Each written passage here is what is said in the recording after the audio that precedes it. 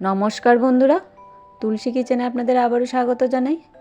বন্ধুরা, আজকে আমি আপনাদের সাথে শেয়ার করব লক্ষ্মী পুজো স্পেশাল বিভিন্ন রকমের নাড়ুর রেসিপি।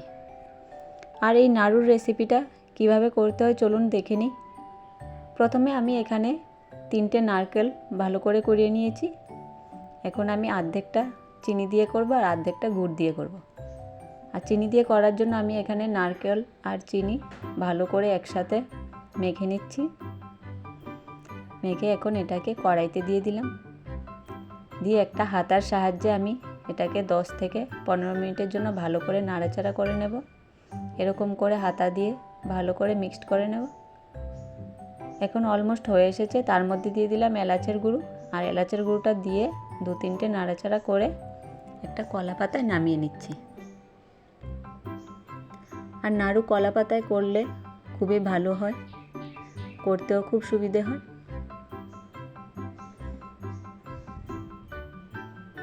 দেখুন, 2 হাতে তালুতে রেখে এরকম করে সুন্দর বানিয়ে নিচ্ছি।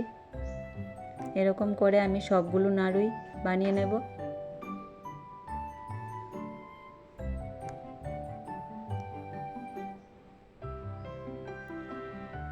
আর এই চিনির নারকেলের নাড়ুটা কিন্তু খেতে খুবই দারুণ হয় বন্ধুরা। সকলের বাড়িতেই লক্ষ্মী পুজো উপলক্ষে এরকম নাড়ু তৈরি করা হয়ে থাকে। দেখুন, সবগুলো তৈরি করে নিয়েছি।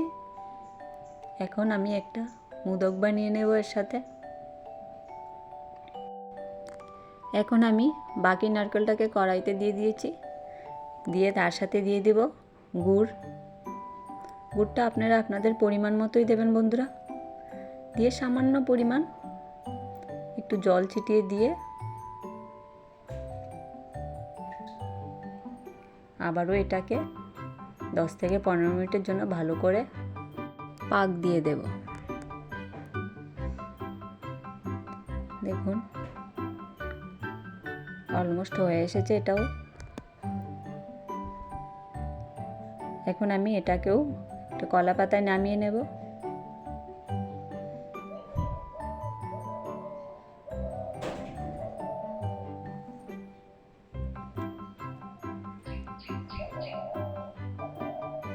আপনারা চাইলে এটাকে আবার সাজের মধ্যে দিয়েও বানাতে পারেন।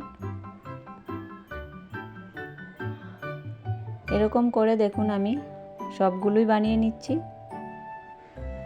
দেখুন নাড়ুগুলো কত সুন্দর মসৃণ হয়েছে। এর সাথে একটা মোদকও বানিয়ে নিলাম। এখন আমি করব সাদা তিলের নাড়ু। আর তিলের নাড়ু করার জন্য আমি তিলগুলোকে আগে একটু ভেজে নেব। আর এগুলোকে আমি আগেই ধুয়ে ভালো করে শুকিয়ে নিয়েছিলাম। আর এগুলো একটু হালকা ব্রাউন হয়ে আসলে এটাকে আমি নামিয়ে নেব। দেখুন, তিলগুলো খুব সুন্দর ভাজা হয়ে গেছে।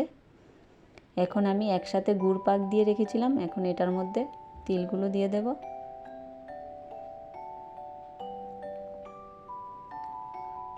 আর তিলটা দিয়ে ভালো করে গুড়ের সাথে মিক্সড করে নিচ্ছি।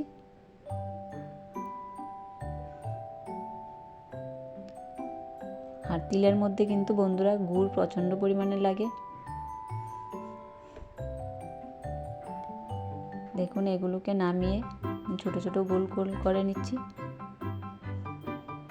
দেখুন নাড়ুগুলো দেখতে কত সুন্দর লাগছে বন্ধুরা। আর ভোগের উপরে দেওয়ার জন্য দেখুন এখানেও মোদক বানিয়ে নিচ্ছি। এখন আবার একসাথে গুড় বসিয়ে দিলাম।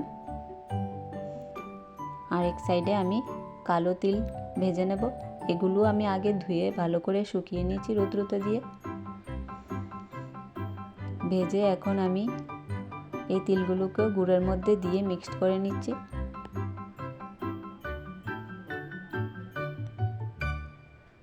এটাকেও আবার নামিয়ে নিলাম।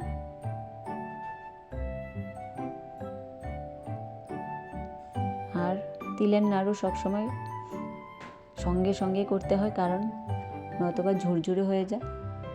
তাই গরম থাকা অবস্থায় এটাকে আস্তে আস্তে করে তৈরি করে নিতে হয় বন্ধুরা। দেখুন নাড়ুগুলো দেখতে কত সুন্দর লাগছে এখানে। আর এখানে আমি আরেকটা কড়াইয়ের মধ্যে দেখুন চিড়ের নাড়ু করার জন্য চিড়েগুলো আগে তেলের মধ্যে ভেজে নিচ্ছি। আর চিড়ে তেলের মধ্যে ভেজে চিড়ের নাড়ু করলে কিন্তু খেতে খুবই দারুণ হয় বন্ধুরা। দেখুন চিড়ের নাড়ু করে নিচ্ছি। এর সাথে আমি দিয়ে দিয়েছি বাদাম আর এলাচের গুঁড়ো দিয়ে সবগুলো নাড়ু এরকম করে দেখুন তৈরি করে নিচ্ছি। আর তেলে ভাজা চিড়ের নাড়ু তো খেতে খুবই দারুণ হয় বন্ধুরা।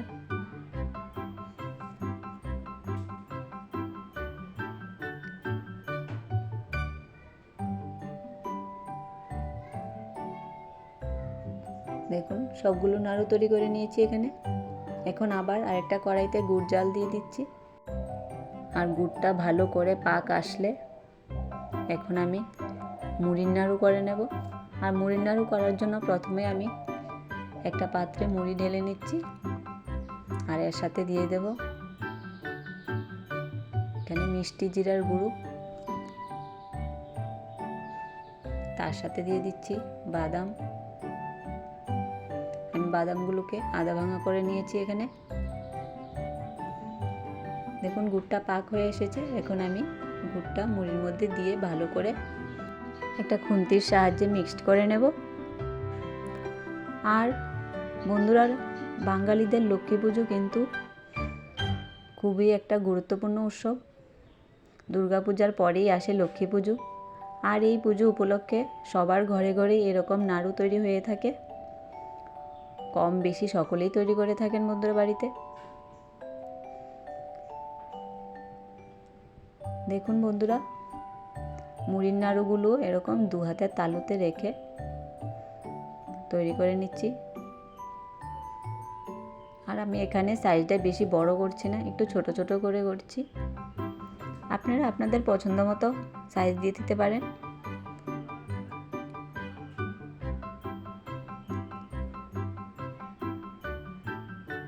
দেখুন নাড়ুগুলো দেখতে কত সুন্দর লাগছে।